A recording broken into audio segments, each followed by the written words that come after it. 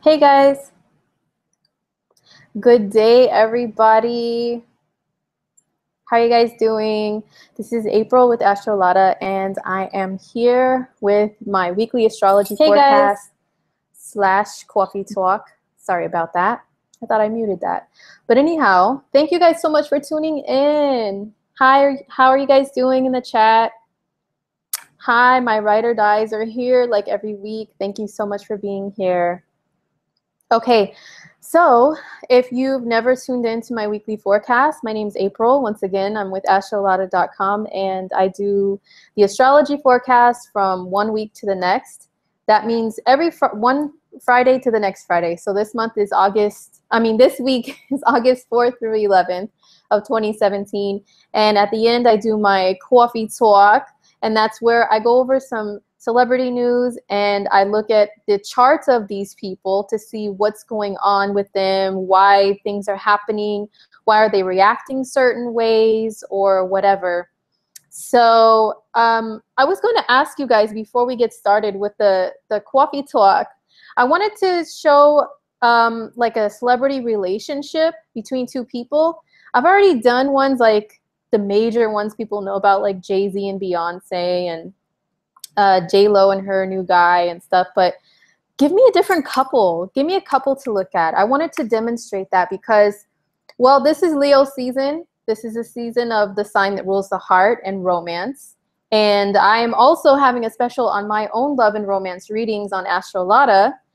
So why not show you guys what exactly it is that I do in my most favorite readings that I love to give for people. So I really love the relationship aspect of astrology. It's like I have a 7th house stellium and a 5th house moon, and those are both like the houses that rule relationships and romance. So I'm really big on that stuff. So I really want to show you guys. Like a relationship, but give me somebody, an interesting couple. Okay, somebody's saying Meghan Markle and Prince Harry. I saw them, yes, when I was kind of looking. Okay, Kim and Kanye. Okay, I'll try to see who comes up and who I can quickly pull up as far as their charts without bumbling and fumbling around too much while we're live to demonstrate their relationship. So, okay. All right, cool. So the weekly astrology. So normally what I do is I go through any minor aspects, well, major and minor, but yeah, I go through major and minor transits and aspects pretty much of the week. Now, I didn't really see that many aspects, but you guys already know there's major things happening in this week. We have Uranus that just went retrograde yesterday on the 3rd of August. And we have an eclipse coming up on Monday. So those are like the elephants in the room, right? They're huge, huge astrological events that I can cover a lot on. So I think I'm just going to stick with those. You know, of course, the moon is transiting through Capricorn. It's going to meet with Pluto either later tonight or early or tomorrow morning or whatever. It depends on where you are in the world. But moon conjunct Pluto, I'm just going to let you guys know, in Capricorn, that can cause a lot of worry, and especially if you were born under like being Pluto dominant in your chart, like Pluto in the 1st house, your Scorpio somewhere in your chart, it can bring out a little more of your scorpionic side and tendencies to like really be a little paranoid. I'm trying not to tap into that because I'm included in those people too. So yeah, just try not to be too paranoid this weekend or be like digging into some creeper and stalker-ish type of activities or anything like that. But maybe people might feel more drawn towards the taboo and the occult and the dark side, if you will. So yeah. Hey guys.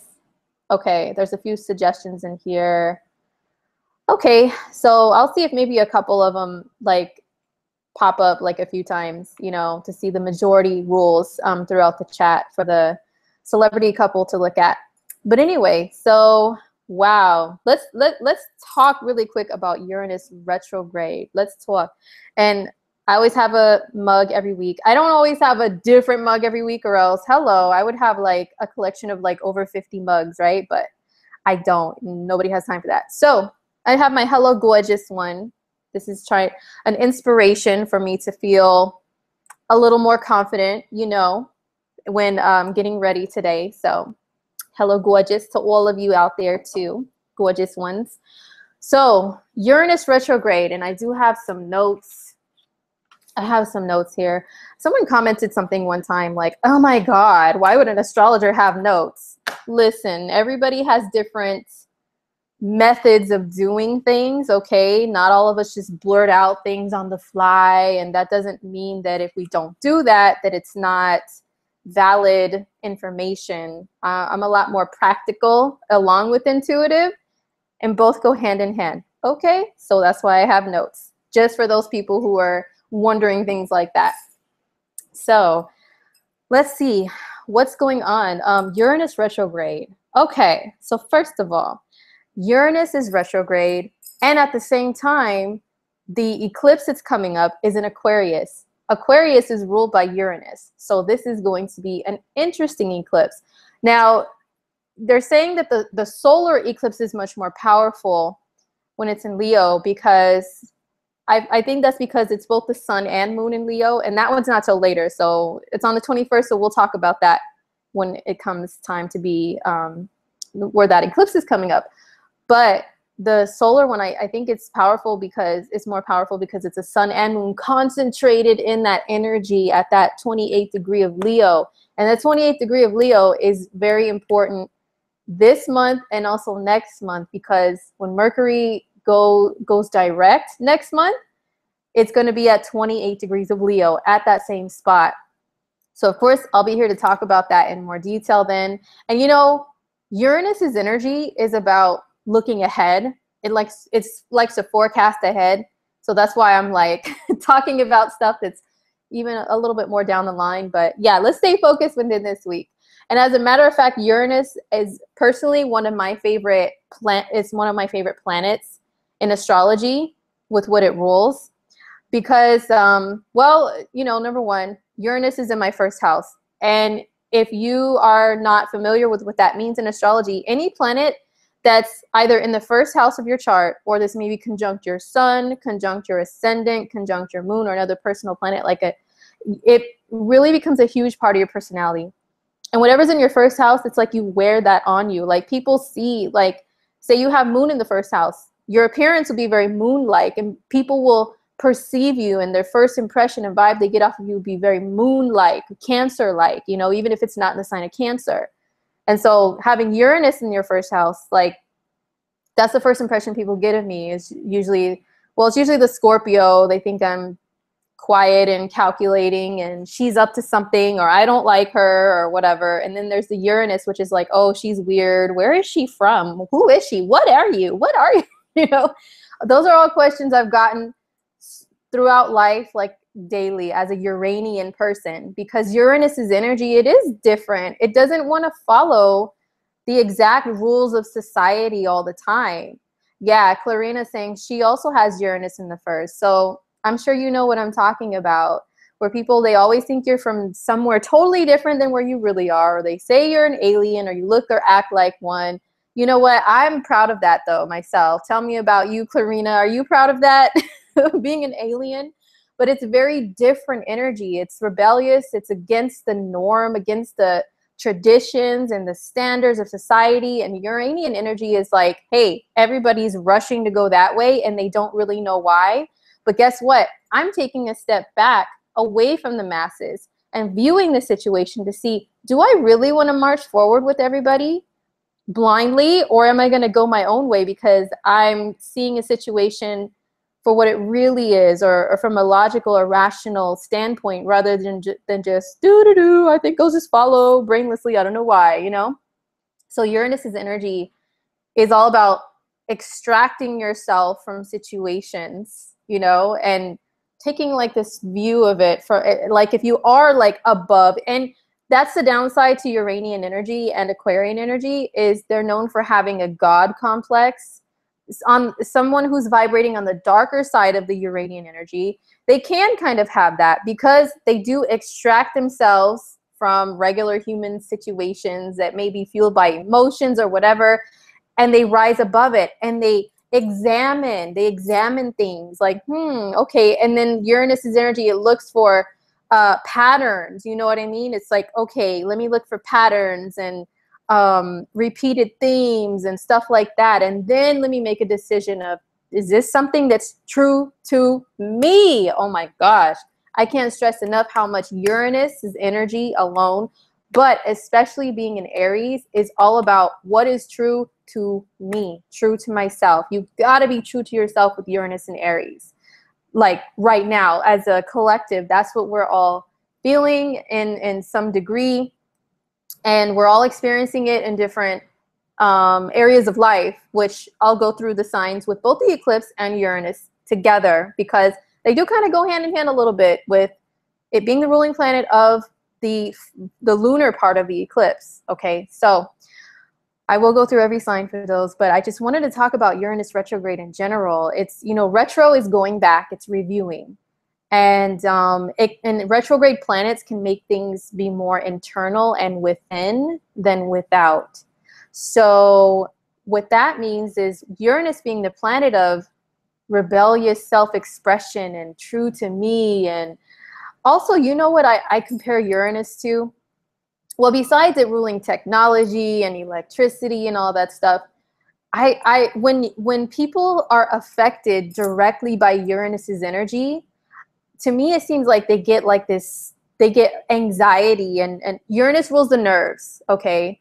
And as a Uranian person myself, I actually really do have horrible anxiety, horrible nerves. But hey, talking live, it really helps to cure that, believe it or not. It helps to deal with that, you know, to get over that. But it rules like nerviness, you know what I mean? So it's like these shocks to your body that make you feel like, oh, I gotta escape, I gotta get out of here. So with that being said, how it affects people in astrology when there's something like a Uranus retrograde, or Uranus hitting one of your personal planets, or even a transiting planet in the sky hitting Uranus directly, it can be like that. Like, oh my gosh, like you just get this shock to your body. Maybe something gives you the heebie-jeebies is what I call it, but I'm a little old school, so I don't know if you guys know what that means, but it's that feeling of like these chills through your body. Like if anybody is a fan of The Simpsons, if you've ever seen The Simpsons and Mr. Burns on The Simpsons, Homer's boss, he does this little shudder like, Mr. Burns shudder. I always use that when I talk to my friends and they say something that's like irky or weird or creepy. I say Mr. Burns shudder, you know? So a lot of times when you're hit directly by Uranus, it's like things that give you that Mr. Burns shudder, like, ugh. Like for an example, a personal example, and this is very personal, and I don't really care for any negative comments. I really don't care for them. I'm just being honest to give you guys honest examples of astrology because it's real life. So I'm self-employed as an astrologer. I love it. Fantastic job, my dream job. And I'm so grateful for all of you for being here and supporting me in my self-employment. It's so dope. I love it so much. It's what I'm here to do, right? True to me, Uranus, true to me. I have Uranus transiting through my 6th house of work right now. As soon as it crossed over after the last retrograde that ended January of 2017 this year, I really started, then when it went forward, I really started getting that Uranian, I felt a Uranian outbreak coming along. That one of my friends calls it that, and I've adopted that from her, a Uranian outbreak with working a regular 9 to 5, 8 to 5, Monday through Friday. You're supposed to march along and do the same thing every single day. I started to really feel antsy about it. Like, and I really did have an anxiety attack, which caused me to quit my job with the last eclipse. Exactly on that day. I had a Uranian outbreak. The eclipse was giving an aspect to Uranus last time. And actually, the upcoming solar eclipse will do the same thing. But it's a positive one, though, that can cause positive change. I can't wait to talk about that one. But let's stick to this one, right? So anyway, I quit the 9 to 5 world and I said, I'm done. It really gave me the heebie-jeebies to sit there all day in the same spot, doing the same thing, having someone hovering over you, nitpicking at you, and all. It gave me extreme anxiety. But lately I've been considering, you know what, maybe it might be good if I get something part-time, like a part-time regular little, you know, job, and also self-employment at the same time. Maybe that might be cool. Guys, I went into this clothing store the other day, and you guys know I love clothes, fashion, makeup, jewelry, all that. So it had a now hiring sign. I was like, let me go talk to them. It said, talk to the manager, which I was shocked because nowadays everything is online and Uranus energy rules online. Okay, so this kind of ties in.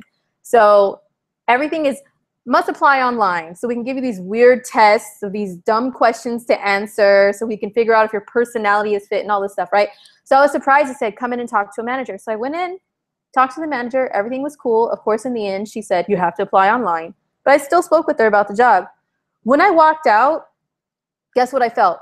Mr. Burns shudder. That's exactly what I felt. Like, oh my gosh, like, am I really doing this? Like, who am I kidding? I feel allergic to that. When somebody has an allergy that causes an outbreak physically, like, you could feel like that mentally. Have you ever noticed, or do any of you guys feel ever like, when you say like, oh, like people who say, I'm allergic to BS. Are you really physically allergic to it? Or is it just something that makes you feel like, ugh, like I can't because it just really clashes with my energy, you know, and it'll make me have a Uranian outbreak when people are BSers, you know, and just feel like it's something that makes you feel a little crazy. So that's Uranus's energy. It can make you feel like, oh, I just got to break free, have a breakout, break free of a situation that you're in. So yeah, that's what Uranus's energy. It's been slowing down the last few days. So that's why a couple days ago when I went to apply for that job, I was like, like it was Uranus in my 6th house of work kicking in, telling me, you're allergic to this stuff, boo-boo. Okay, you're an astrologer. You're supposed to do a Uranian weird job right now. So that's just a personal example. Yeah, Linda's saying she's allergic of many things. A lot of us feel allergic to stuff that it's not like a legitimate physical allergy, but that's just how you feel. So anyway, Uranus's energy, it can definitely make you feel like that. So when it goes retrograde, it's kind of an internal thing. Like you're going to be looking back at things that wherever Uranus is in your chart, especially, like, is this really true to me? Like, if something isn't true to you, it's going to make you feel like having a Uranian outbreak. Like, ooh, I'm so allergic to this. I need to get away from it. I need to change something. Uranus is a great bringer of change. So Uranus is going retrograde. Right now it's at 28 degrees of Aries. And it's going back to 24 degrees of Aries. So it's retrograde from August 3rd through January 2nd or 3rd of 2018. So from 28 to 24 degrees. Let's see. So Uranus has been from 24 to 28 degrees of Aries from about April 15th of 2017 until now.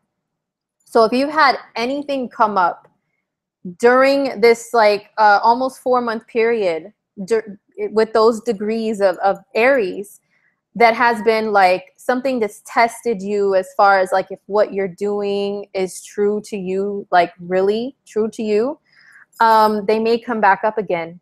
They may come back up. So something will be reviewed. And if it isn't, you'll just, you know, want to change it, right?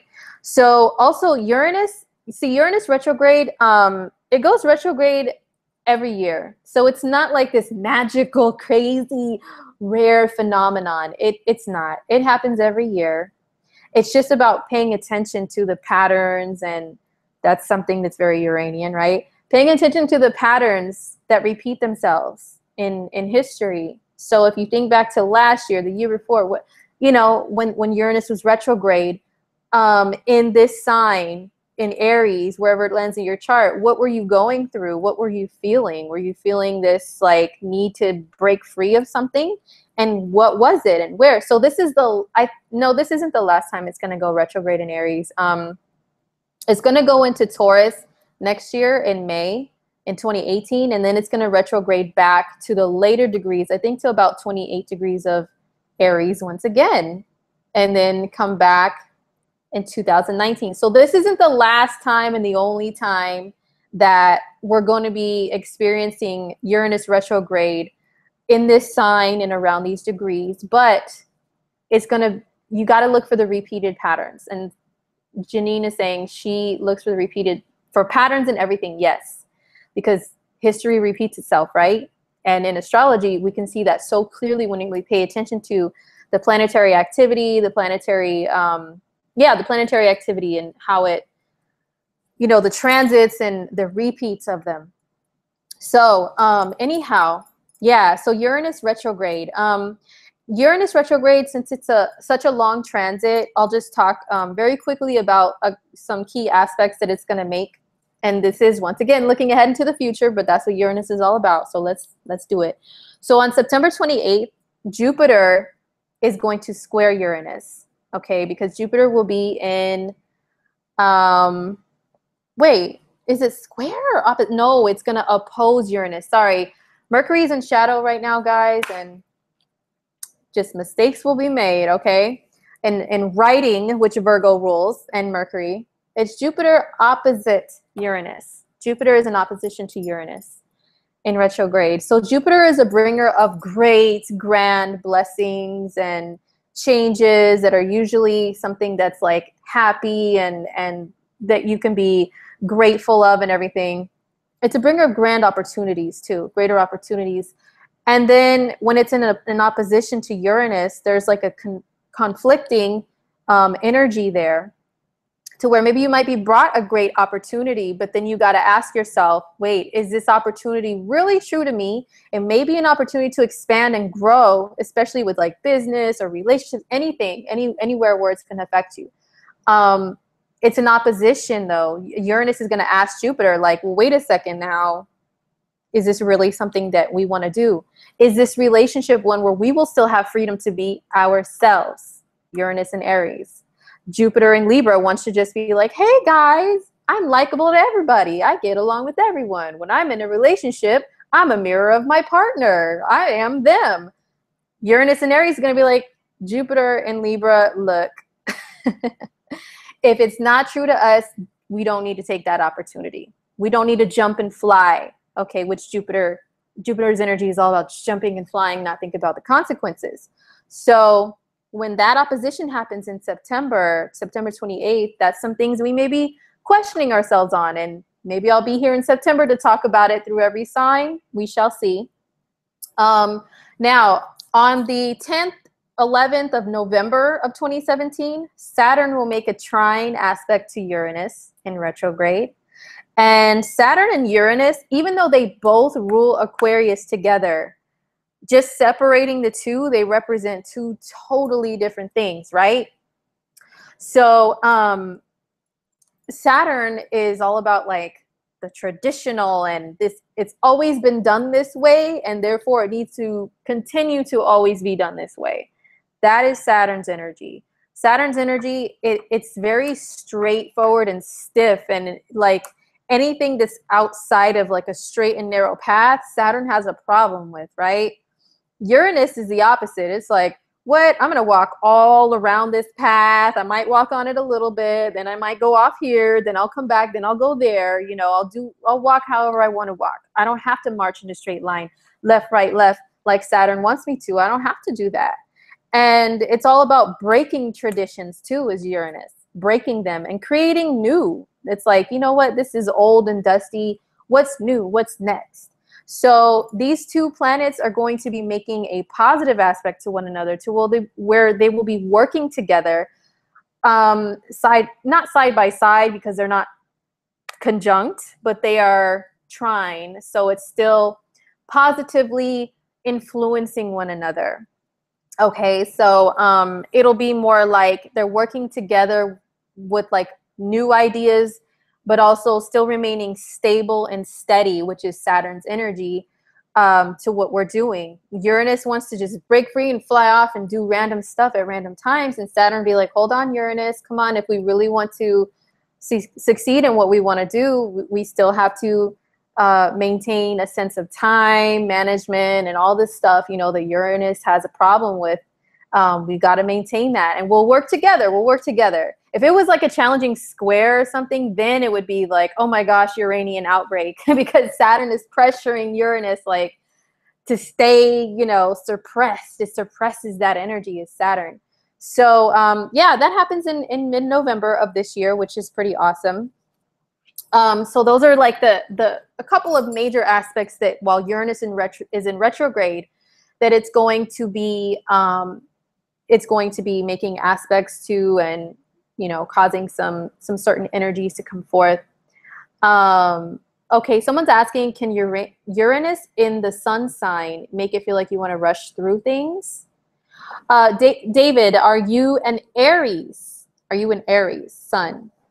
Yeah, that's what I would like to know, because yeah, it can make you feel very nervy, and like you just have to jump, like you may want to crawl out of your skin almost. So a lot of Aries people, if there's any Aries in the chat, I'm just kind of briefly looking in the chat here and there, but yeah, if you're an Aries, especially born at like the later degrees of Aries, or you know what, just if you're an Aries in general, while Uranus has been in your sign, what have you guys been experiencing? Because a lot of people, I've noticed, especially, I watch a lot of YouTube. Like I watch more YouTube than I watch television or anything else. So I watch a lot of YouTubers, and YouTube is very Uranian in nature because it's reaching the masses of people, right? It's individuals, which is Aries, reaching masses of people. I totally dig YouTube. I watch a lot of beauty bloggers and, makeup artists and all that stuff. I love that stuff, especially the ones that have like, I've noticed the ones that have accelerated in a following. A lot of them had like maybe some sort of, like there's been a few Aries that I follow, or they have like Aries sun, Aries moon, maybe Venus in Aries. Uranus hit those planets over the last few years, and bam, they upshot into fame. And they're like big advocates for just being true to yourself and like, hey, I'm here, I'm quirky, I'm weird, but you know what? I don't give a, I'm here to just be me. And if you don't like it, I don't care. A lot of those people really rose up to fame very quickly. So, oh yeah, someone is saying that Uranus is transiting past her best friends or his best friend's midheaven, and they just quit their brain dead job. Yes. Anything that's not true to you, no, it's got to go. When Uranus is retrograde, you're gonna really feel like you have to break free from it, whether it's a job, a relationship, whatever, So anything else I was gonna cover with Uranus retrograde? Oh, I had like a couple of cards. And once again, these are not intuitive pulls. This is not pull a card for every sign or for people. I do actually work with the cards when I do personal readings for people. But for the sake of just this entertaining live broadcast, I just picked out ones, handpicked them, that I kind of feel like match with some of the transits that are going on. Okay, so this one, it reminds me of Uranus. Ichel, medicine woman. Well, it's medicine woman. Uranus isn't necessarily about medicine, but look at the picture in the background. There's lots of strikes of lightning happening, and she's like raising her hands to it, and she's getting divine insight, okay? And Uranus's energy, and it says you're a channel for divine healing power. Uranus's energy is about channeling, though. It is about channeling. Like you just really receive these energies or this information that can come to you in a flash. You know what I mean? So, and you just like react to it, and you're like, oh, you just jump and react. So this is why this card really reminds me of Uranus, because it can be sudden insight into things. So some of us may be experiencing a little bit more of that with the retrograde. It's more internal, like you're internally in your mind getting these flashes of like, okay, you got to do this now. Okay, you got to do it, or else you're going to feel like you're allergic once again. So I found that interesting. And then I have my fairy tarot cards that I just got recently, and I love them. Renewal. The renewal card, I believe in the Doreen Virtue cards, renewal is an equivalent to the Tower card in regular tarot, if I'm not mistaken. But the message on this card says, review the past and present so you can plan a bright new future. Understanding your life purpose, releasing judgments of yourself and others. I feel like this is a total Uranus thing. And Uranus's energy can be about renewal, because you just got to suddenly do something and change it to welcome in new, right? So let me see here. Yeah, so those are a couple cards that I associate with the energy of Uranus. Let me see if there were any other ones that I associated with Uranus. Well, you know, Uranus's energy can be very transforming. It can be like very transforming, but it's not a slow transformation. It's more like this, suddenly, unexpectedly. It could be like that. So this card, well, this card is very beautiful transformation, which in the end, when you come out of Uranus retrograde, you can have experienced a beautiful transformation. You can have. This says you are experiencing enormous change right now, which brings great blessings. So this is a positive way to look at Uranus retrograde, not just fear, oh my gosh, the world's going to end, lightning's going to strike on me and all that stuff. It can be beautiful change that, especially being in Aries energy is all about the I am. So that's why this transit is really like especially about being true to yourself. So that was Uranus retrograde. So let's make the best of that, you know. Let's see. Yeah, okay. Renewal is the Tower card. Thank you for verifying that, Mary. Okay. So anyhow, now let's move on to the lunar eclipse. Okay, the lunar eclipse is happening next Monday, the 7th of August. Yeah, let's talk about that. Okay. So on August 7th, 2017, lunar eclipse in the sign of Aquarius. That means it's a full moon. So that means the moon is in Aquarius. The sun is in the opposite sign of Leo. So regular full moons, they bring a very tense feeling of something building, something brewing, and then bam, like a dam breaks open and then water of change rushes through, right? And then it's like, okay, something has to give, right? And Allison says that's on her birthday. Happy birthday and happy solar return with an eclipse on your birthday. Ooh, it's going to be a powerful year for you. Very powerful. So that's what a full moon is normally. But an eclipse is like magnified, like 10 times the strength of the power of change that comes with regular full moons. And the effects last longer, several months longer.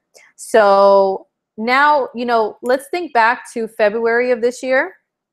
The last time there was a lunar eclipse, it was the moon in Leo and the sun in Aquarius. So in your chart, where they're going to affect you is the same areas, more than likely, if we want to get really technical, nerdy, and precise, and maybe a little difference in the houses based on the degrees and all that good stuff.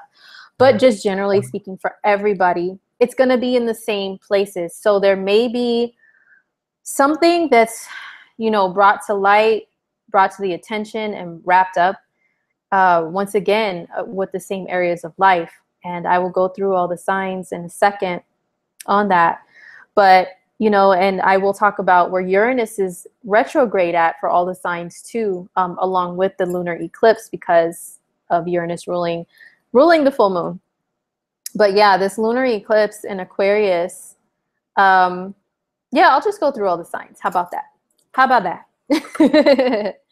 But yeah, there's no significant aspects that I saw to the moon. I think there's some inconjuncts or yeah, some inconjuncts or quincunx, but I don't really work with those aspects too much, at least not yet. I'm still kind of getting into them. I work with mostly the major traditional aspects, the trine, the sextile, the opposition, the conjunction. So as far as those, I didn't really see any aspects to the eclipse planets, you know, the sun and the moon, except for the Mars is conjunct the sun still, and Mars will be conjunct the sun throughout the middle of August, I want to say. It's already been there for a while. Even when it was in Cancer, Mars and the sun were conjunct, and then now it's in Leo and they're conjunct. And someone's asking if I'm using Western astrology. Yes, I'm a Western astrologer. Thank you.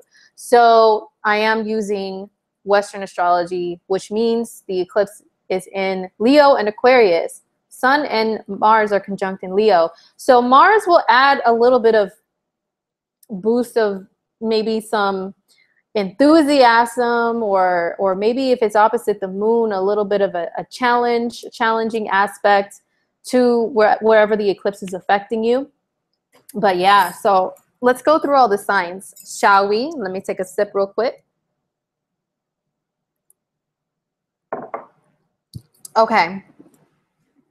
So the lunar eclipse, well, actually, how about this? I'll do the Uranus retrograde because it began first, as far as going in date order, and then I'll do the eclipse for each sign, okay? So on the, as for Aries people, the eclipse, I'm sorry, Uranus retrograde for Aries people. This is happening in your first house, okay? In your first house, Aries. You being true to you. What's not true to you is gotta go. It's gotta go, or you're gonna get one of those allergy feelings, outbreaks, feel like you're breaking out in hives over the next 5 months or so. Okay, yeah, it's 5 months, almost exactly 5 months, pretty much.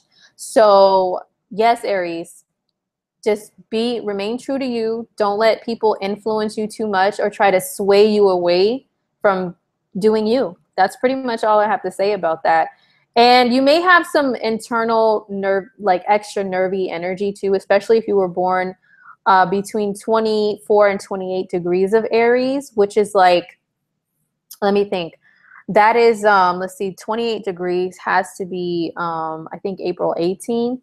So like the 14th to the 18th of April, especially if you were born then and that's your sun sign, yeah, you may feel a little more nervy energy, and just like try not to freak out too much though. You know, of course, if other people are trying to sway you away from being true to yourself, of course, like react and say no, you know, stick to your guns, so to speak. But don't be too like, you know, outlandish or anything like that. Now, the eclipse for Aries is going to fall in your 11th and 5th houses. It is the moon. The moon is going to be in your 11th house in Aquarius. So what that means is the breakthroughs that are going to be happening for you with this eclipse are based around you being an individual, which is the 5th house where the sun is at, versus you being part of a group, okay? So especially with Uranus retro involved here in your sign, Aries may be faced with a decision over the next several months to where they're looking at their friendships and they're looking at themselves and they're going back and forth and like, do I really belong, like hanging with these people, associating myself with these people? Do I belong, you know? So, and if you don't, it's going to be time to leave them behind. That means maybe leaving some friends behind, leaving behind some groups that you participate in or associate with. For Aries people, yeah, it is. So David is saying it's like it's me versus the collective. Absolutely true. Absolutely true for Aries people. That is exactly what it's going to be for you with this eclipse. So if you think back to February of 2017, Aries, what was brought to you at that time in these areas of life? It's going to be a little bit of a repeat of that, and you're going to have to make another decision based on that. So you being you versus you being part of a group or a crowd. And Aries are individualist anyway, very individualist people. So, but sometimes, see, the challenge is like, it may be also that a challenge comes up with you Aries people to stop being too overly independent to where you never cooperate with other people. That could be your challenge too, Aries. You know, Uranus retrograde may having you looking within yourself of why is it hard for me to work within groups? Why is it hard for me to get along with people? And why am I challenging other people's like thoughts and actions and stuff all the time? I don't have to do that. Maybe I can just chill. Right, Aries? Chill, Aries? I know that's funny, but sometimes you have to, guys. So moving along to Taurus. Taurus, sun, moon, and ascendant. First of all, Uranus retrograde for Taurus. This is in your 12th house. And I think somebody asked earlier, if you have Uranus in like the 12th house, what does that mean, or something like that. So the 12th house is a very intuitive house. It's a very intuitive place of life. It's your subconscious. It's also the dreams that you have, like your literal dreams when you're catching some Z's at night is the 12th house. And it's your connection to the divine, whatever that means for you. That can mean being around water. That can mean actual religious practices. That can mean spiritual stuff. That can mean being a musician and you escape through that away from the world. All of that stuff is 12th house. So Uranus retro there is it's really going to be asking you some questions about those things. Like, am I being true to me as far as am I allowing, and also the 12th house is dissolvement, which is like dissolvement of boundaries between you and other people. So you may be asking yourself some questions about that, Taurus. Like, am I being too free when it comes to myself, my boundaries, and not putting any up, you know, putting enough boundaries up between myself and others? Am I just giving away too selflessly?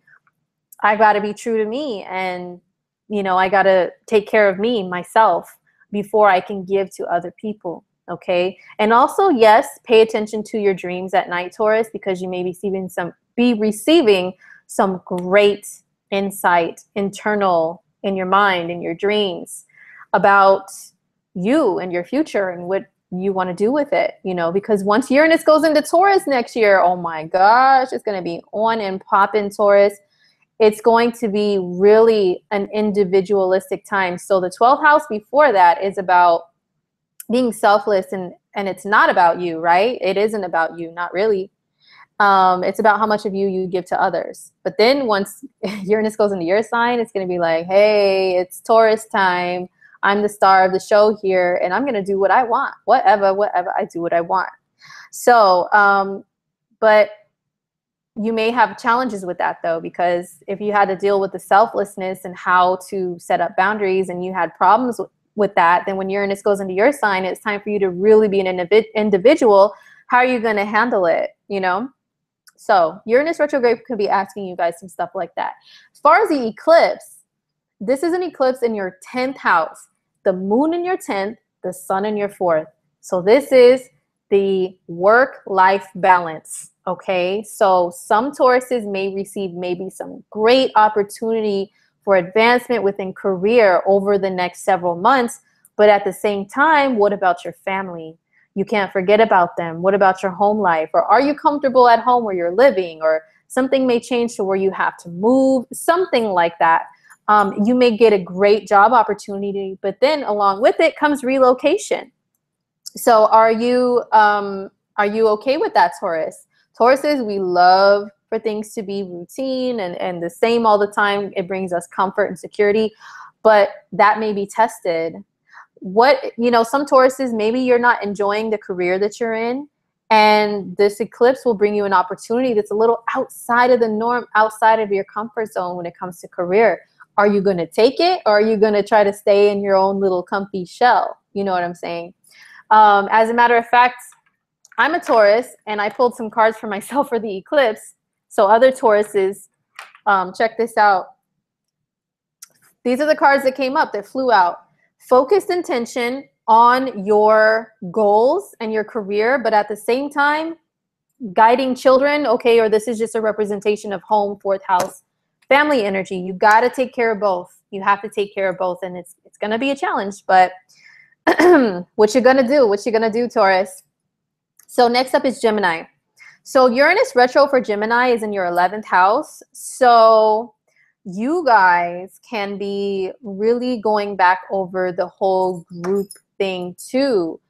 A lot of Geminis could have been really, over the last few years or so, when Uranus has been in your 11th house, I have seen a lot of Geminis like rise up more to popularity, like on social media or whatever. Gemini or Gemini rising, Gemini sun, moon, whatever, really rise up in popularity, because the 11th house is the masses, and the internet and everything and connecting with all these different people. And so is Uranus. So you guys have been already probably experiencing some of that, or maybe feeling like weird amongst like friends now. You know, I actually just talked to one of my closest friends who's a Gemini yesterday, and we haven't spoken in a while, in a few months. And now, ironically, Uranus retrograde in her 11th, and she calls me and she's telling me like, wow, I've been such a hermit, like shying away from hanging out with friends and stuff.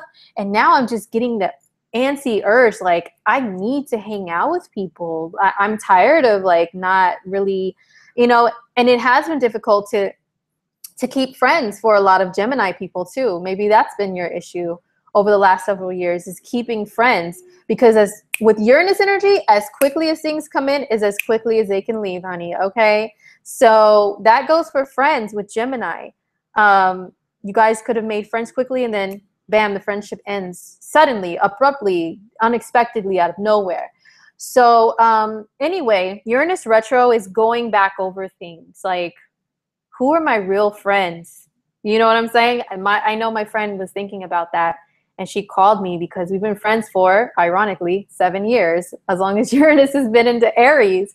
So she was like reviewing our friendship and like, you know what? We need to hang out, like seriously. So maybe you guys are dealing with thinking about the whole friendship thing and where you belong amongst groups of people. Do you or do you not? Are they kind of pressing you into trying to be something or someone that you're not, Gemini? Or are they allowing you to, like, can you just be free, like just, you know, be yourself, your quirky self around these people? Something to think about over the next 5 months. So with the eclipse on the 7th for Geminis, this is in your 9th house. That's where the moon is. And the sun is in your 3rd house. So with that being said, yeah, this is the 9th house. So some Geminis may have breakthroughs in their beliefs, like what you believe in. Do you believe in yourself? Even because the 9th house is like having a sense of optimism and faith that you can do anything. Like your goals, you can reach them if you want to. There's just a lot of stuff with that. And that's why it's called the house of higher education and travel, because the 3rd house, which is the opposite, is kind of like living in a little bubble, right? It's like you're only concerned with the day-to-day things in your little world, and you're not really concerned with like big picture stuff, right? The 9th house, where the eclipse, the moon is at in this eclipse, is big picture, okay? So are you seeing the big picture, not just of the world, but for yourself, Gemini? Like, do you really think you can achieve really big goals with career, with anything? Do you really believe it? Or are you like, no, I'm going to stay down here and do the same thing all the time?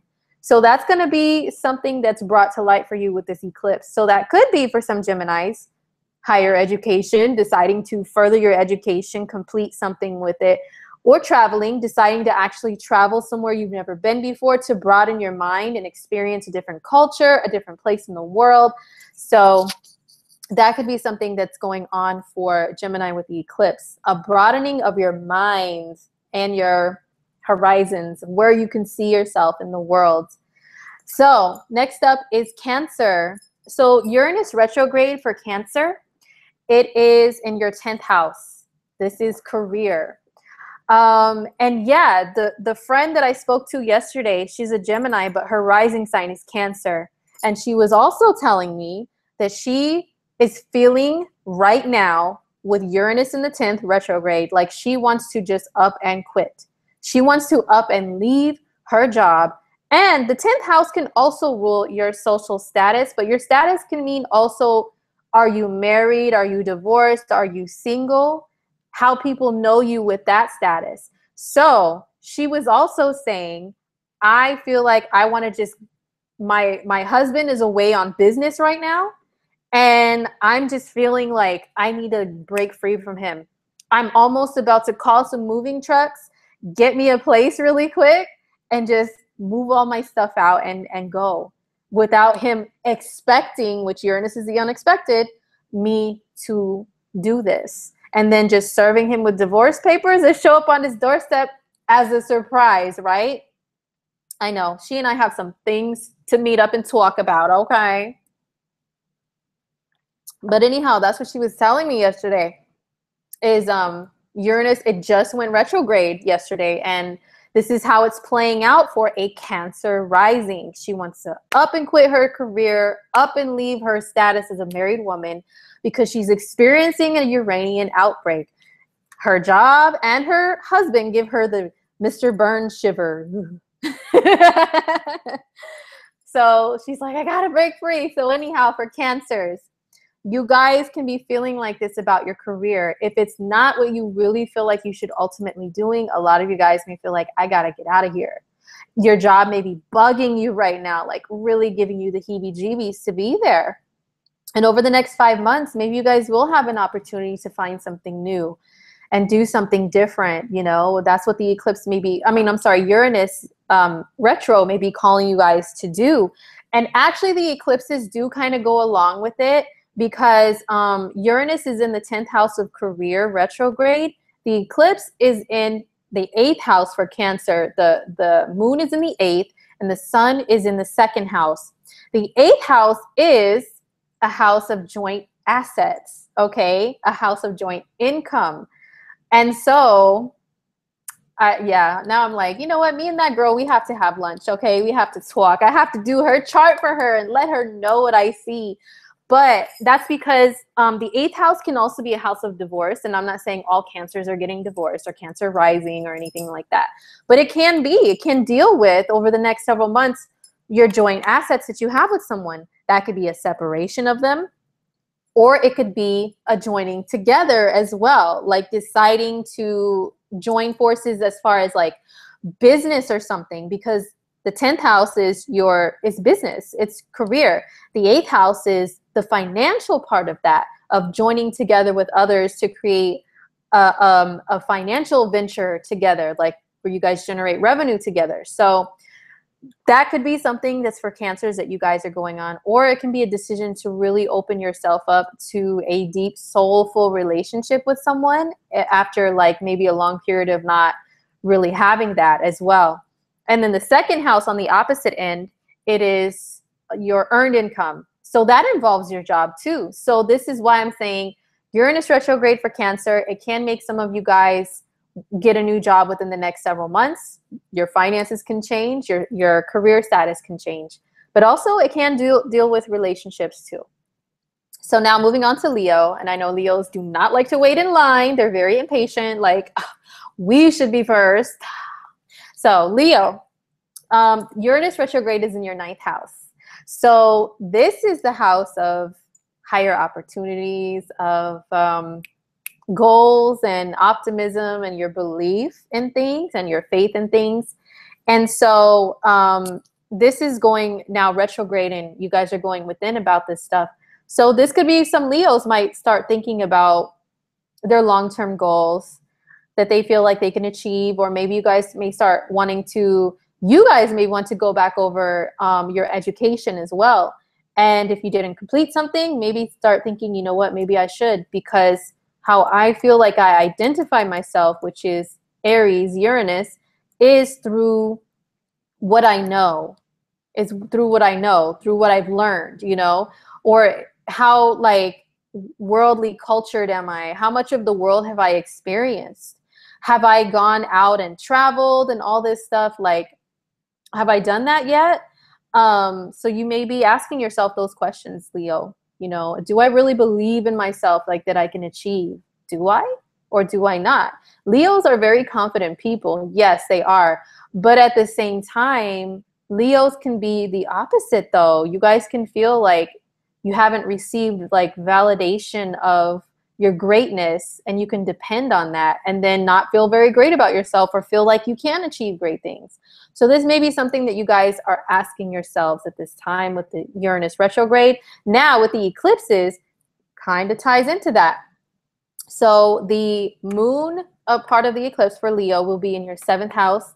This is your relationships to others. The sun will be in the 1st house in Leo. So not only is it like, oh, Leos might get a new boo over the next few months. It's not just that. The 7th house is others, yes, but it can be like I said, a mirror. Like, how you, like, how others see you, or how, like, if you care a lot about how others see you and the image that you want to put out there to other people so that you can be likable by a lot of people, that's also 7th house. So, and then the first house is you.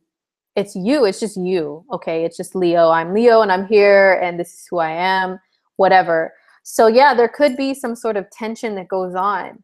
And then there's a breaking point, and it can be over the next several months that you do decide to maybe get out of a relationship. Okay. Or get into one, Leo. Maybe the 9th house Uranus retro is like, I need excitement in my life. I need excitement. I need to get out. I need to travel. I need to experience and enjoy the world. So maybe you've been in a relationship that doesn't allow for that. They've been like trying to hold you back or whatever. And now it's like, you know what? I need to break free, Uranus retro. So from this relationship, the eclipse, so I can experience the world. You know, I can experience more of life and just enjoy it to the fullest. Or maybe you find somebody within the next several months that you can do that with, Leo, like somebody that really does take you on like an adventure, you know, like life is an adventure. Some people, a lot of Sagittarian and 9th house people always say life is an adventure. Every day is an adventure, right? So the 9th house is about feeling that way. So maybe you can get yourself a new boo to where you guys, you really feel like they light up your life in that way. And I'm experiencing it to the fullest and enjoying it. You know what I'm saying? So that's for Leo. Now on to Virgo. So Uranus retrograde for Virgo. This is in your 8th house. Hold on, let me take a sip real quick. So for Virgo, this is in your 8th house. And the 8th house, it is, it's your joint, like I mentioned earlier, it's like your joint ventures that you have with other people that are financial. So that can mean business partners, that could be marriage partners. For some Virgos, I've known some Virgos and Virgo risings that are going through, they may be going through a divorce or separation, because this is a splitting of assets. That can even mean like child support, alimony, custody, all that stuff. They may be going through that. But for some of them, it's not all about that. That's just one part of it. Okay. How it can play out. But also for some Virgos, Uranus retro in your 8th is like really deeply spiritual, you know, because the 8th house is really opening yourself up to, it's one of those energies of opening yourself up to things that maybe you feared before. And the 8th house can hold fears. So it's like going back over things that you fear and maybe allowing yourself to actually experience some of those things. Or the 8th house is also the house of psychology and therapy and healing. So some Virgos may have to go back within over some things that they fear and, like, you know, have sudden insights into things that may be shocking or whatever. And then they have to see like a therapist or someone to kind of get that stuff out, you know, get that stuff out. And yeah, so someone's saying, oh, somebody who's controlling and clingy. Yeah, so some Virgos may be letting go of a controlling, clingy person too, because the 8th house is deep soul bonds that you have with people. And they're the ones that are very hard to break, very hard to separate yourself from, because you do feel like you merge with another person with 8th house energy. Like, you merge on more than just a physical level, more than a superficial level, more than what can be expressed with words when it comes to the 8th house. So some of you guys, Virgos, maybe this is something that you haven't allowed yourself to have. And now with Uranus retrograde, you're thinking about it. You're thinking about allowing yourself to have it. Or if you have to separate yourself from one, then this is what you got to do. You know, you're going to feel that Uranian like buzz, you know, of energy to change something in that area. Somebody's asking, can it relate to spiritual awakening? It sure can. It sure can. And also someone mentioned the occult. Yes, maybe going within to study some things that are involving the occult for Virgo people. Maybe you might do more of that during Uranus retro and really retain a lot more knowledge than you usually would, because retro can be more internal energy. So also the eclipse for Virgo. on August 7th. This is in your 6th house and 12th house axis. This is the Virgo house, okay? Because Virgo, you guys are the 6th sign on the zodiac wheel. So this is the moon in your 6th house of work and health, okay? And then the sun is in your 12th house, which is of the opposite. It's like kind of being on your own time, doing your own thing. It's spiritual. It's not doing things in a routine way. It's going with the flow. So with this eclipse, just on the simplest explanation, some Virgos can get a new job. Okay, some of you guys can get a new job.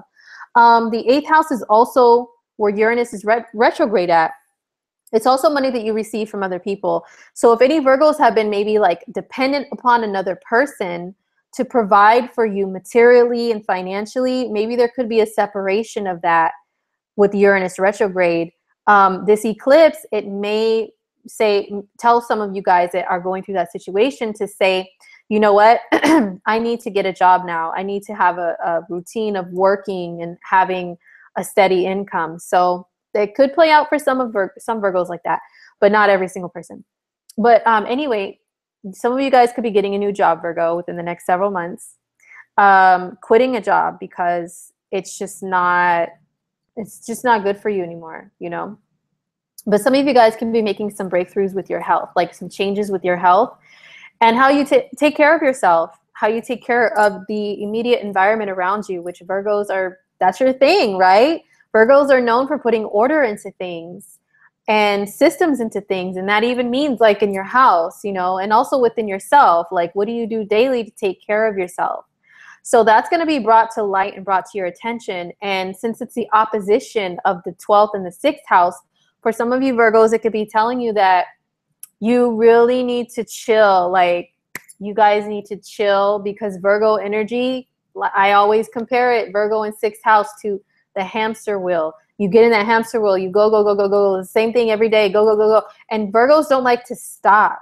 They don't like to stop once they get going because they don't like to leave things unfinished. So because of that, you guys can go and go and go and sometimes sacrifice yourself a little too much. The 12th house is like, it could be about sacrifice and selflessness too. But when it's opposing the 6th house, it's more like release and let go of taking care, you know, like being such in routines to where you forget about taking the time out for yourself to just chill, to float and do nothing. 12th house energy, Pisces, Neptune, they're all the same thing. They're very, it's all about floating and doing like absolutely nothing. Just kind of floating. What time? What is that? Routine? What is that? A schedule? Psh, a calendar? Please. That's the 12th house. Some of you Virgos may need that, okay? So just take care of yourselves. Take care of your health, Virgos.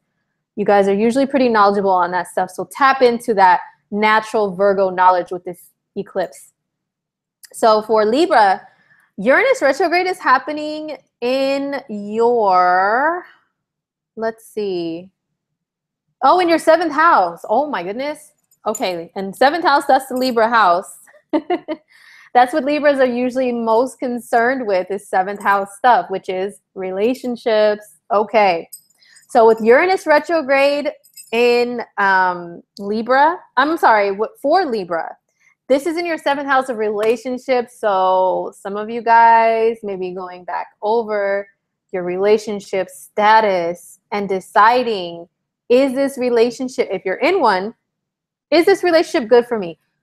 Does this person allow me to be myself? Or am I being too much of that Libra 7th house mirror? Am I doing too much of that right now?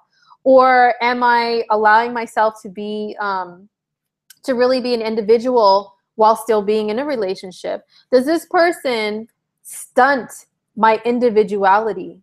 Is it them or is it me? It's about taking a look at that.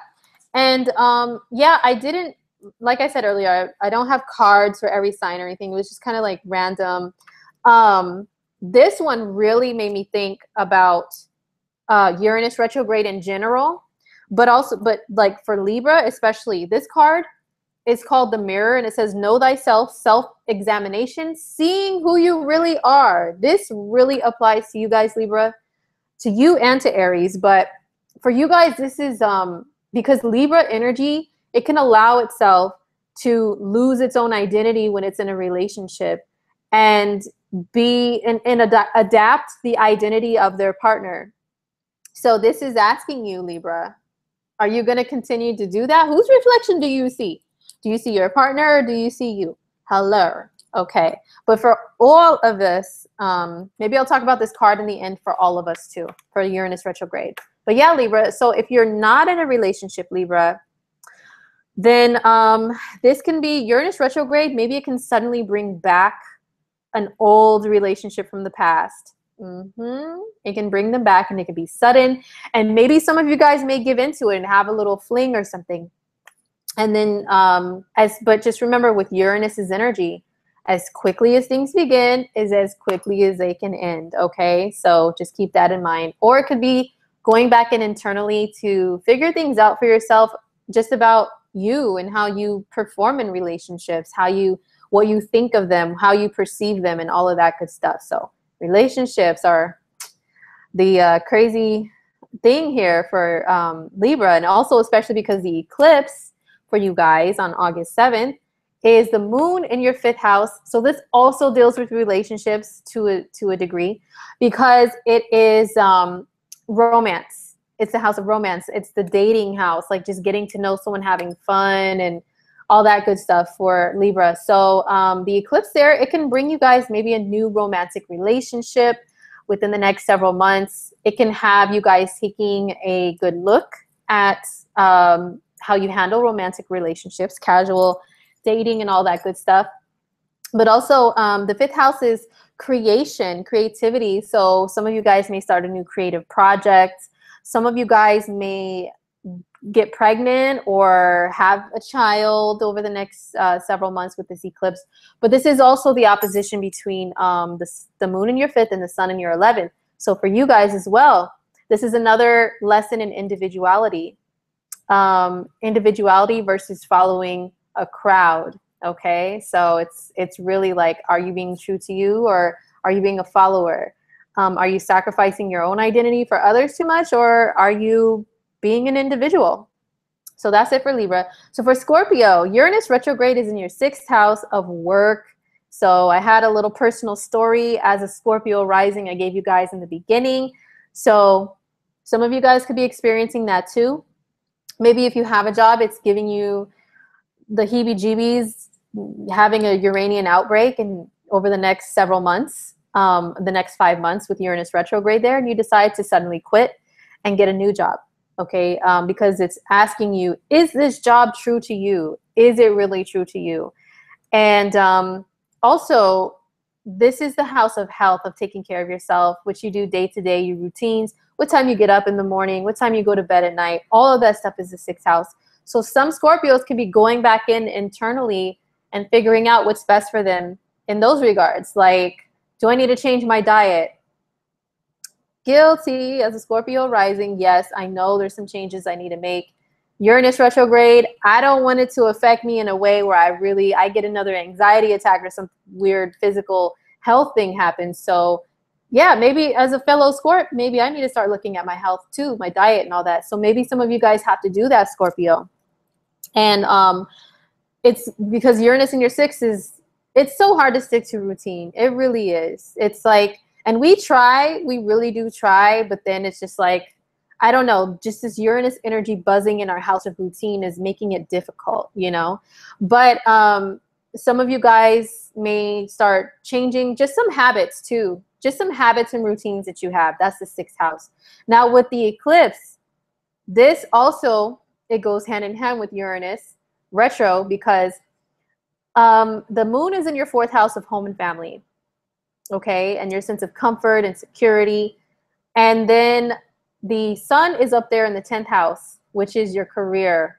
So you guys, as well as your opposite sign, Taurus, may be faced with something like some opportunity to maybe move or relocate. But then you got to think, is it going to be a challenge to keeping up with your career?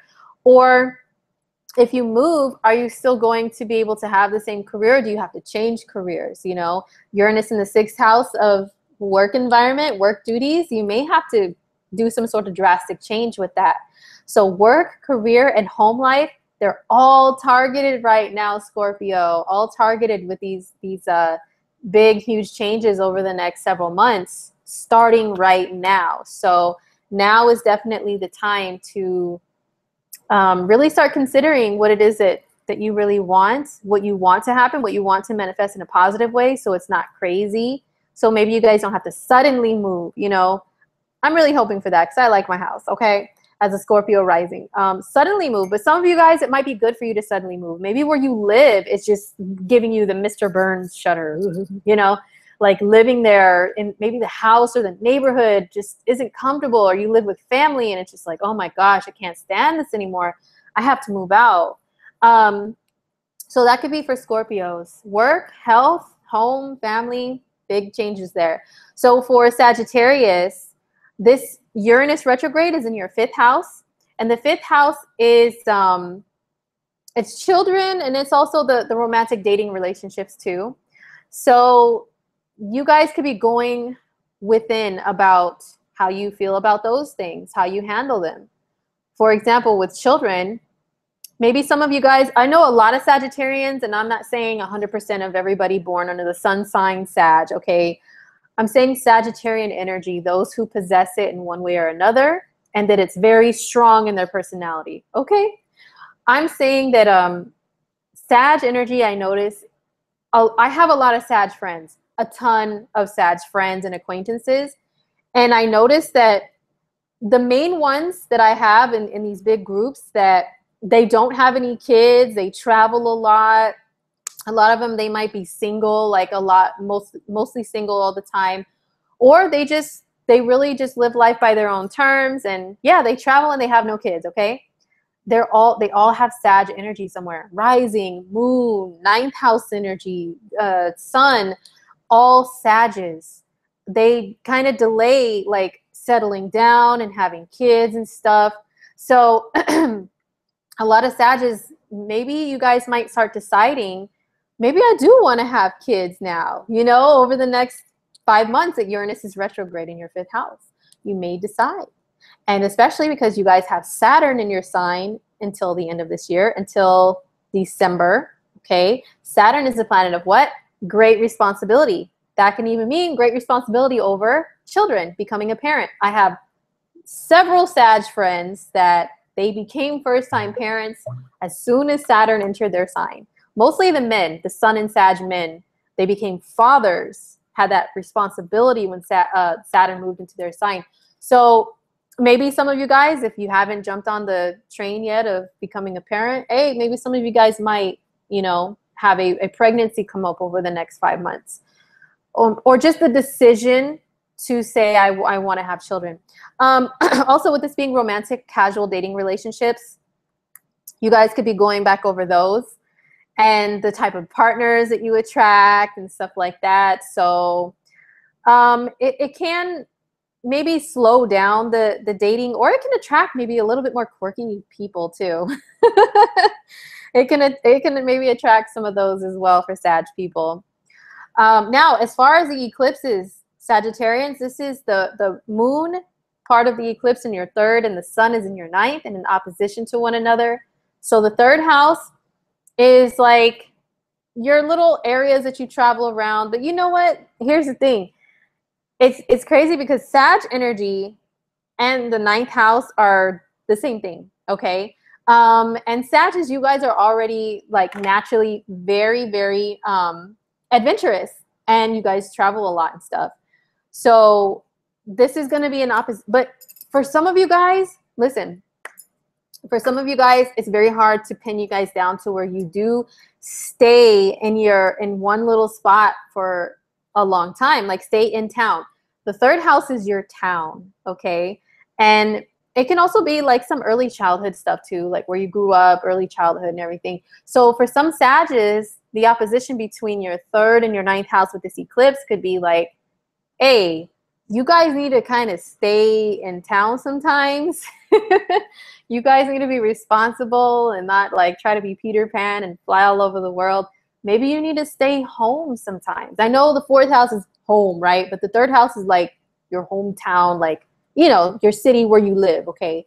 So, yeah, maybe some of you guys may be challenged in that way and asked to kind of settle there, okay? But also the third house is learning skills. So maybe you guys may decide to learn some new skills, take a few little classes, get a little few like certifications and things or something like that in order to enhance your skills and your abilities to be able to complete your goals, long-term goals, which is the ninth house, big picture stuff. So you guys may be asked to see the smaller picture, the smaller details in life with this eclipse, and not always seeing things as huge, big picture, like let's just fly and it's just gonna work, you know? So that's Sagittarius. Now on to Capricorn. Uranus retrograde for Capricorn is in your fourth house of home and family life. So for you guys, you're another sign that you guys may be going back over your place of living. And some of you guys may suddenly move too, suddenly have to move, suddenly decide to move for whatever reason, suddenly decide to relocate, maybe for a job, because Capricorns have Jupiter in their 10th house of career right now. So what that means is a lot of you guys are advancing. I hope you guys are advancing in career, because that's usually what that energy means. To where maybe you all of a sudden get an opportunity and it's like you got to relocate.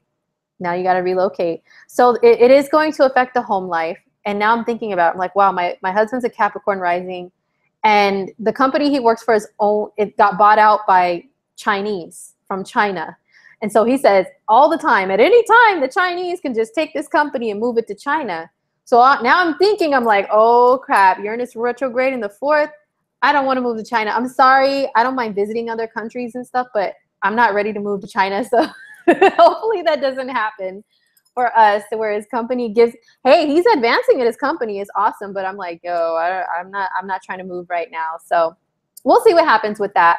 But for some Capricorns, it may be something in those regards, or maybe there's some sudden change in the dynamics of your family. So like maybe you guys have a family member move in or family move out. You know, there's some family situation that changes. Maybe somebody in your family, like, you know, moves away. Maybe it's not you. Maybe your family members move away, and it kind of changes things within your family life. So for Capricorn, the eclipse on the 7th of August is in your second house. That's where the moon is at, and the sun is in the opposite sign in the 8th house. So this could also be some Capricorns, I'm knocking on wood, I don't want to get divorced, but some of you guys may have to deal with divorce, and maybe that's why you guys may have to change where you live, because the 8th house is like a separation or a joining forces of assets with somebody else. So maybe you guys may go through that, and then you'll be challenged with your money, your second house, your earned money, because now you got to give up some alimony, some child support, spousal support, something like that, or you know, but not for all of you guys. It could be the opposite. It could be great news. Like, for example, maybe you guys, you get a great new job that earns more money, which is eclipse in the second house. And because of that, you and your partner, which is 8th house, that you share a life with, like you've merged a life with, you guys are able to move to a nice new home, which is Uranus in the 4th house retrograde. So it could work out those ways for you guys, but I really wish you all the best. I'm hoping some of you guys start getting paid more. That would be really, really lovely, right? But some of you guys may have to ask for this higher pay, which is the eclipse in your second. You guys have Jupiter in your 10th, so maybe you're being given a lot more responsibility at work, but then it's like, well, where's the money that's matching up with it, with everything that I'm doing, you know? So it could be that for you guys, for Capricorn. Now on to Aquarius. Uranus retrograde, which is your ruling planet, Aquarius. So Uranus retrograde in your 3rd house, in your 3rd house. So the 3rd house is the house of the mind. It's it's how you communicate. It's little skills that you have, little bits and pieces of knowledge that you accumulate. And for you guys, this could be just a going back over of things in those regards. So, Uranus retro in the third. You know, Aquarians are thinkers. You guys are very cerebral. You guys really think a lot. Like I mentioned earlier in the beginning, you guys detach yourself from situations and you really think about them. So you guys can really start just anywhere in your life rethinking and reevaluating things with Uranus retrograde. And your ruling planet is in retrograde. So actually, third house aside, anywhere in life, you Aquarians can really be rethinking a lot of things. You guys, I would say, with the Uranus retrograde and the eclipse, are experiencing the most because number one, Uranus is your ruling planet. It's your modern day ruling planet. Number two, the eclipse is in your sign. Okay, so with the eclipse, the moon is in your first house in Aquarius. Sun is in your opposite, which is other people and relationships. So what does that mean for you guys? Pretty much Aquarius, anything in life can change for you guys over the next 5-6 months. Okay, anything that you want to change, especially if it's not true to you and Aquarians. You guys don't like things that aren't true to you. You just say no. I'm not going to follow. I'm not going to just do what everybody's doing just because. I have to see if it's something that I really, really like. Like, do I truly like it? Do I truly believe in it? Like, I have to investigate this first before I agree to it. I'm not just going to, you know, go flocking with the sheep. That's what Aquarians think like, you know. So you guys could be faced with that situation actually anywhere in life. And it can also be in relationships because the sun is in the opposite sign, which is your seventh house in Leo. So that means that maybe if you guys have a relationship that's restricting you from being yourself truly, they don't really like your quirkiness. They don't like that you're different. They want to try to make you like fit into a box. And Aquariuses and boxes, oh no, no, no, no, no. Aquarius is allergic to being put in boxes and categories and labels. So if anyone's trying to do that to you, Aquarius, you are really going to be resistant over the next several months, really. So yeah, this eclipse is definitely going to bring just breakthroughs and changes anywhere in life for Aquarius. Like, it could be anywhere, but relationships, you know, how others perceive you is the seventh house. Well, it's like what you care about as far as how others perceive you. Like, the first house is just the first impression that people get of you no matter what you do. The seventh house, you can kind of control that because you can manipulate yourself to like fit in with people, you know, like talk like them, be interested in things like them. You know what I mean? So the opposition is there with this eclipse. So it's definitely going to be some kind of decision of like maybe breaking away from anybody that's not allowing you to be your true self, Aquarius. So, woo, best of luck to you guys. I really hope that you get what you want. So lastly, but not least, is Pisces. So Uranus retrograde for Pisces over the next 5 months. This is in your second house. This is earned income. This is how you value the material world and also yourself. Okay, this is your resources. So Uranus retrograde in the second. This could be, for some of you guys, it could be you going within and reevaluating your value and your worth. And are you receiving treatment that's according to that? Okay. And this can also mean with work. Are you getting paid your value? If not, you need to do a review, honey, okay? And make sure you're getting paid what you are worth, all right? With whatever it is that you do. A lot of Pisces people are very mystical and magical and spiritual and all of that good stuff already. So some of you guys may work in like a spiritual field, and that's how you earn your money. And especially with Uranus being there, that's doing a Uranian thing, Uranus, to earn money, which is second house.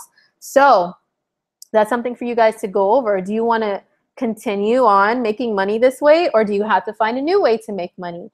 How can you be creative and innovative, Pisces, with making money?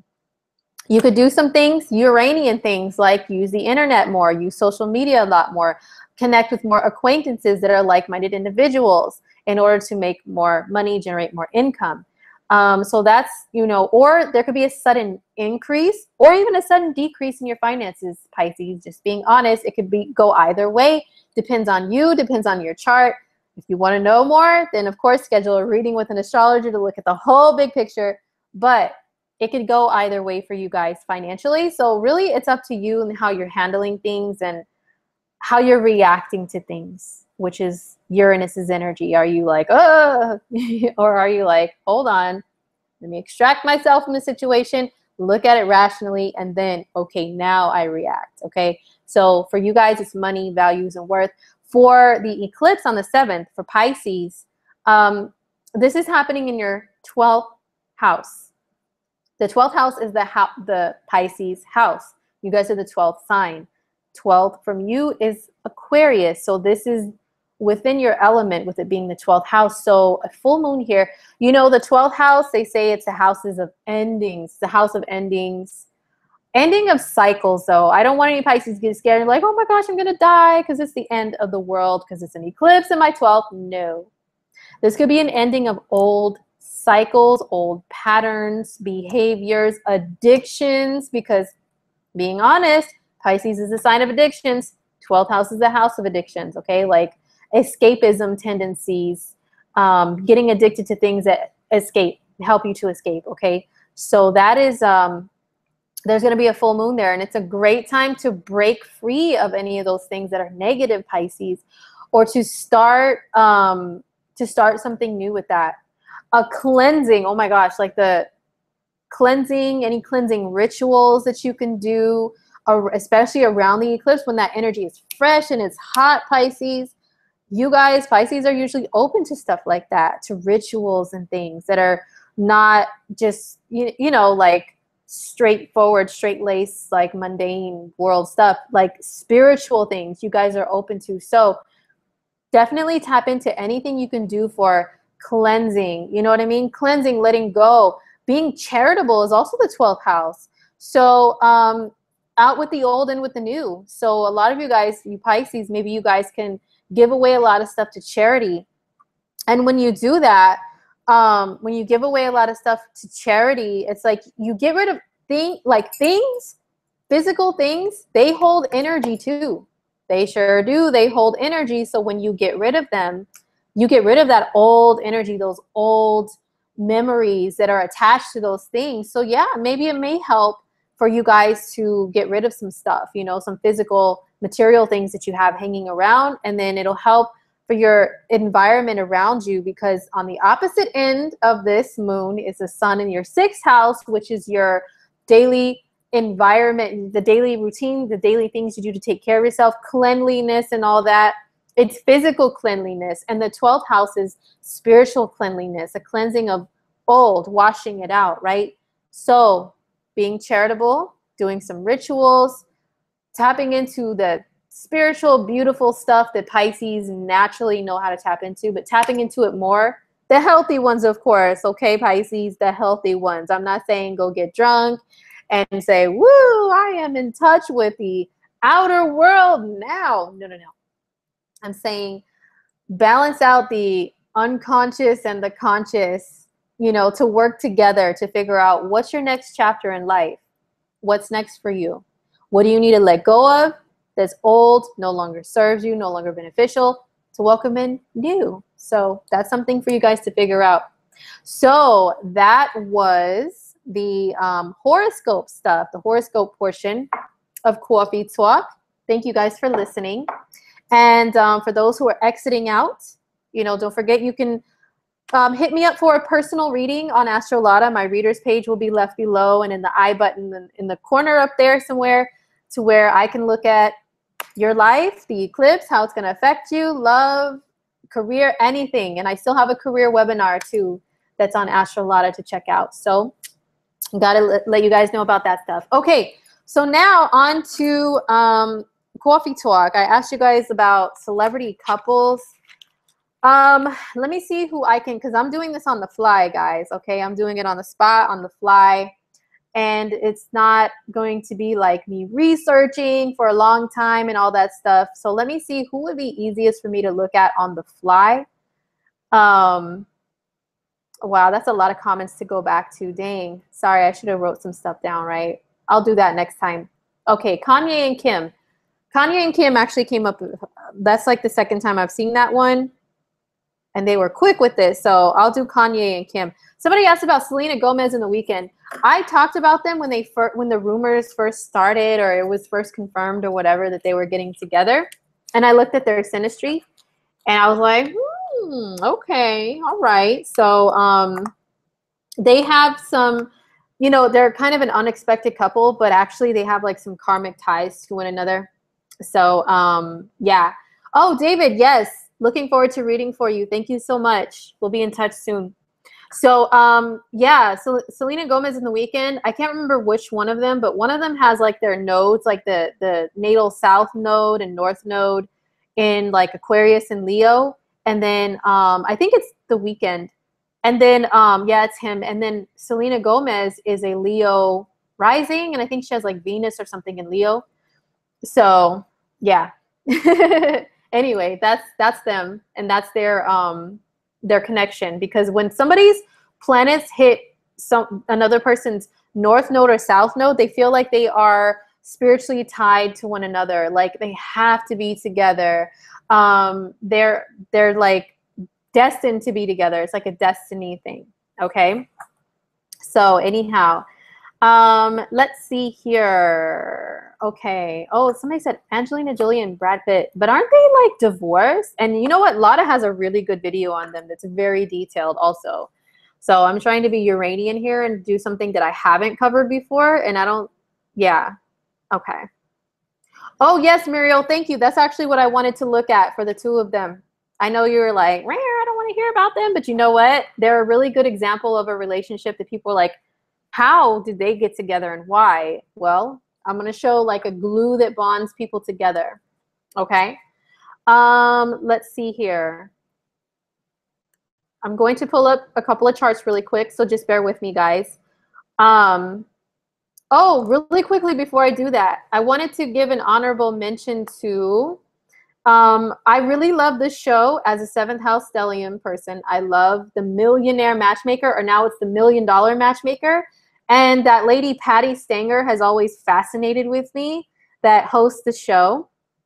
And I've always been curious like about her chart. A long time ago, I used to watch it before I read charts. And then after I got deep into astrology, then I started I went back and watched the show.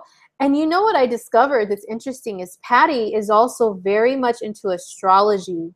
She's into astrology, and I think she said she used to be a psychic, a palm reader, a tarot reader, something. She briefly mentioned it on one of her episodes, that's what she used to do a long time ago before she did matchmaking, or maybe at the same time as matchmaking, I don't know. But she's actually very much into the occult. And that made me want to watch her show even more, besides all the exciting relationship stuff. And if you watch that show ever, she always talks about the couples astrologically, like, oh, he's a Pisces, she's a Leo, whatever, you know. So I just wanted to show you guys a few things in her chart really quick to show what her personality and why she does what she does for a living and so on. So let me go back really quick. Let me screen share really fast. Just gonna make this quick, and then I will look up a couple real quick. Okay. So you guys are seeing my screen? Okay, so here is Patty Stanger. And this birth time, this is a birth time she gave on her show. So this is her correct birth time. So now Patty is very blunt, okay? At first, when I watched the show, to be honest, I didn't like her. I was like, she has a funky attitude, girlfriend, okay? I was like, who does she think she is? But after I started watching it, after I started really knowing how to read people, I picked up on, and I was like, Patty, why does she seem like an Aries to me? She seems very Aries, very impatient, you know, and very quick to react. And like, okay, she's very no nonsense. Like, she'll tell people, get the F out of her office and never contact her again. She'll tell clients that. And I used to be like, who does she think she is? But this is the Aries-like energy that I pick up on her, that I was picking up. See, she has the sun in the 12th house, right? She's a Gemini. So first of all, she's a very quick talking, quick thinking Gemini. That's why she's very witty and funny. But so she's a sun in the 12th house by the cusp, right? That is what makes her very, very much in touch with the occult. That's one of the things it does. And very spiritual, very intuitive lady. She does have Aries energy. She has Venus here in Aries, okay? But also her sun is conjunct the ascendant. And in whole sign astrology, that doesn't count the house cusp. This is a sun in the first house person, which is very similar to Aries energy, okay? And then also her Mercury by the house cusps, it lands in her first house. Mercury in the first house people, they do talk like Aries people or Mercury and Aries people. They could be very quick to just blurt out whatever it is that's on their mind. They could be very hot-headed when they talk and when they communicate. So that's that energy that makes her so headstrong and just very like, rah. But let me tell you, there's a very sensitive person underneath, okay? She's a sensitive lady. Sun in the 12th, sensitive, okay? Mercury in Cancer. So, you know, she really does care. She sometimes does get teary-eyed and sensitive on her shows, despite being very blunt. And speaking of blunt, look, this is also why she's very blunt. Her moon is in Sagittarius. Sag moons are super blunt. They'll just blah, just tell it like it is, okay? Now, this is why she's into matchmaking really quickly here. Her moon is in the 7th house. The 7th house is a house of matchmaking. I mean, it's like, it's all about relationships. She's fascinated by the relationships between two people. So her moon being here, that's what's really like, the moon is like things that are on your mind a lot too, okay, is the moon. So her mind is on relationships a lot and love. Now, also, if you look at her 6th house cusp, the house of work, duties, work environment, it's in Libra, and Libra also rules relationships, okay? She's got Neptune in here. Neptune, it rules television. So her work environment involves television, okay? Also, her part of fortune is in the 7th house, and the part of fortune is something that I personally look at when it comes to like career and life purpose and stuff.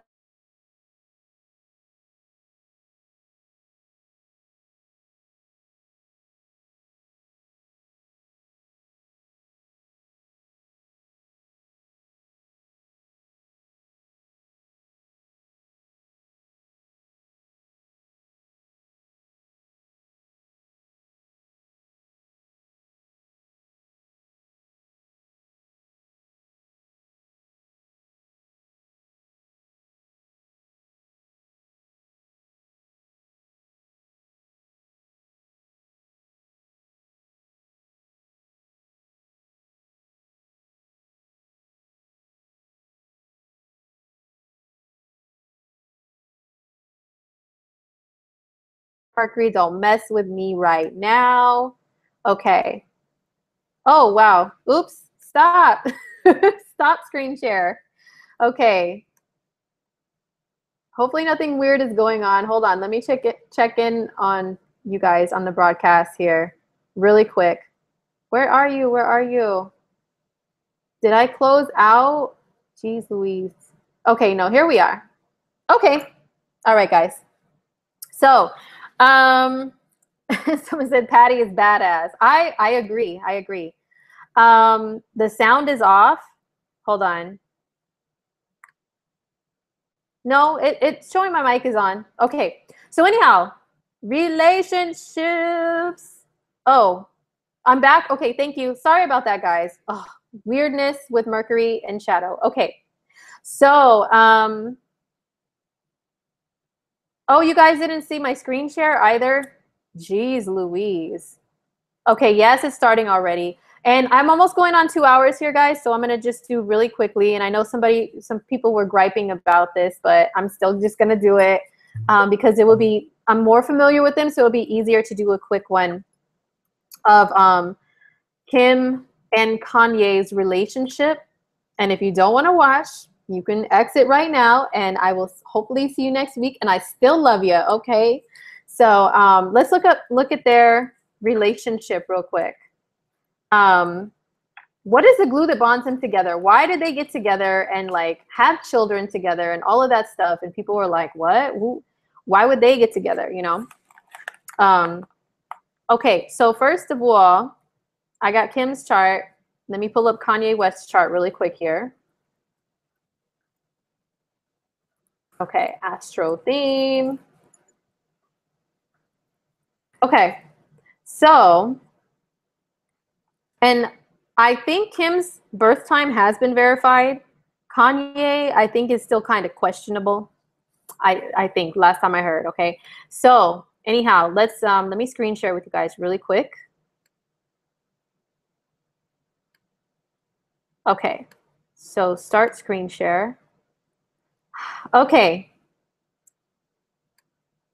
you are screen sharing. Thank you. Okay, so let's look at Kim Kardashian real quick. I think I've covered her a little bit on previous broadcasts about other stuff, but let's see. So Kim is a Pisces moon.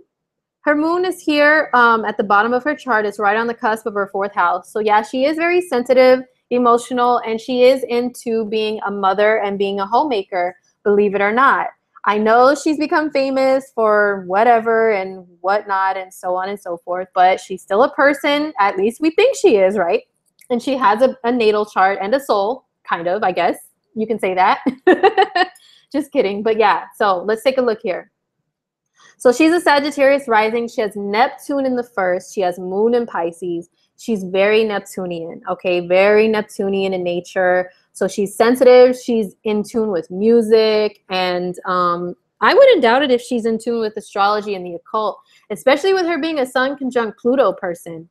She's a very powerful force. Even though she's a very short, tiny woman, she talks very with a high-pitched voice and all that stuff. Let me tell you, I watched their show a long time ago back in the day just to see what the hype was, okay? Remember Uranus in my 1st? I'm very Uranian. I don't really care to go with the masses and what they're all doing and watching when they're doing it. But after that show lost its hype, I was like, let me go back and see why everybody likes it.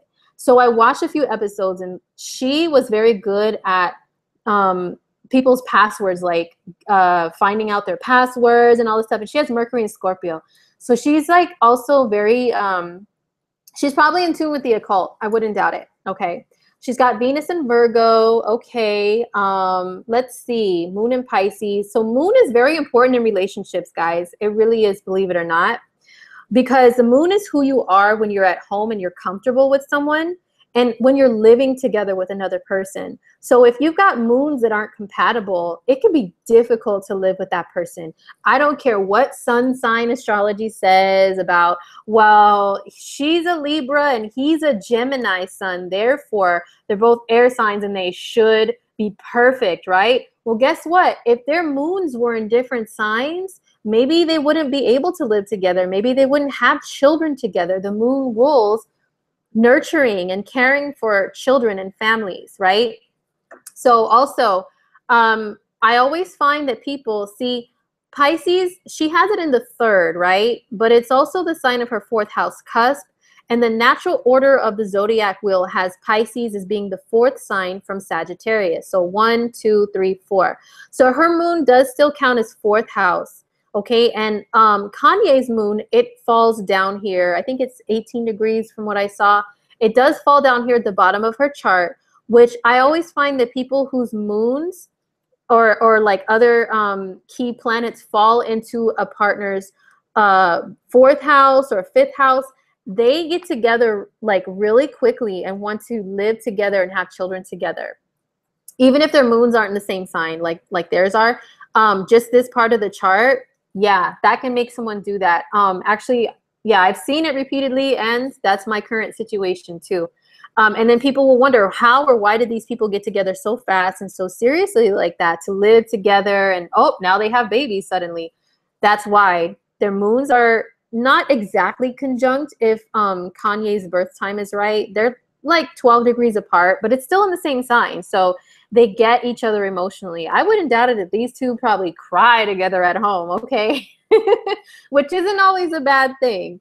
So anyhow, what else do they have that's a glue that bonds them together? Let's see. Well, he has a North Node in Libra here.